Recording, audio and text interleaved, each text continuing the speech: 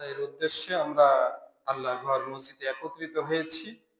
আল্লাহ তাআলা একত্রিত হওয়ার, জমা হওয়ার তৌফিক দান করেছেন, কবুল আর মঞ্জুর করেছেন। এই জন্য সকলে শুকরিয়া আদায় করি, বলে আলহামদুলিল্লাহ। শুকরিয়া আদায়ের পাশাপাশি দুরুদ এবং সালাম বর্ষিত হোক, সকলে বলি সাল্লাল্লাহু আলাইহি ওয়াসাল্লাম।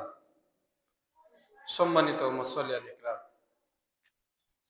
আমরা দেখতে দেখতে শাবান মাস কাটিয়ে ফেলছি। শাবান মাস আমাদের মাস থেকে বিদায় নিতেছে। আজকে শাবান মাসের 17 তারিখ। কত তারিখ? 17 তারিখ। আর মাত্র কয়েকটা দিন অতিবাহিত হলে আমরা স্পেশাল একটি মাস উপহার পাব। সেই মাসটির নাম হচ্ছে রমজান মাস, রমজানুল মুবারক, বরকতপূর্ণ মাস, রোজার মাস, রমজান মাস, নেকির মাস, সওয়াবের মাস, গুনাহ মাফের মাস। কি বলে? এই শাবান মাস আমাদের মাস থেকে চলে যাচ্ছে।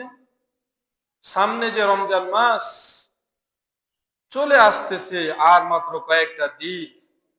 আমরা কতটুকু প্রস্তুতি গ্রহণ করেছি আমরা নিজেরাই জানি।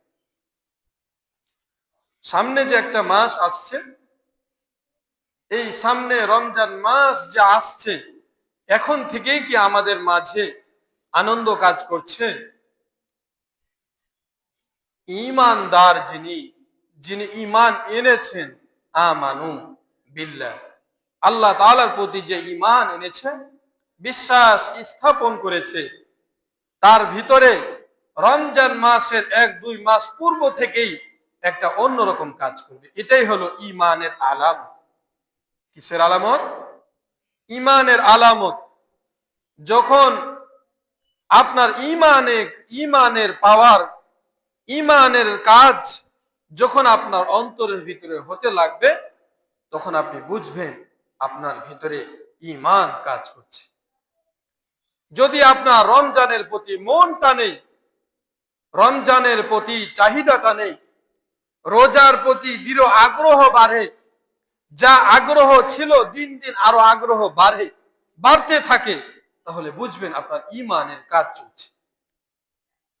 ঈমানের কাজ চলছে, আপনার ঈমান আরো দৃঢ় হচ্ছে এবং আলোকময়, আলোকিত হচ্ছে।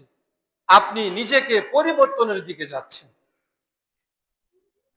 এখন আপনি নিজেকে প্রশ্ন করেন, আমি যে কথাগুলো বললাম, এই কথাগুলো কি আমার আপনার অন্তরের ভিতরে হচ্ছে, বা এইগুলো কাজ কি আমার আপনার অন্তরের ভিতরে হচ্ছে?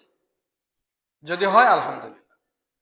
আর যদি রমজান মাস আসছে, আপনার কোনো ভ্রুক্ষেপই নাই, আপনার ভিতর থেকে চাহিদা আসে না, রুচি আসে না, আগ্রহ বাড়ে না, উদ্বুদ্ধতা লাগে না, অন্তরের ভিতরে প্রফুল্লতা লাগে না, একটা আনন্দ কাজ করে না, তাহলে বুঝতে হবে আপনার দিলটা মরে গেছে, আপনার ঈমান দুর্বল হয়ে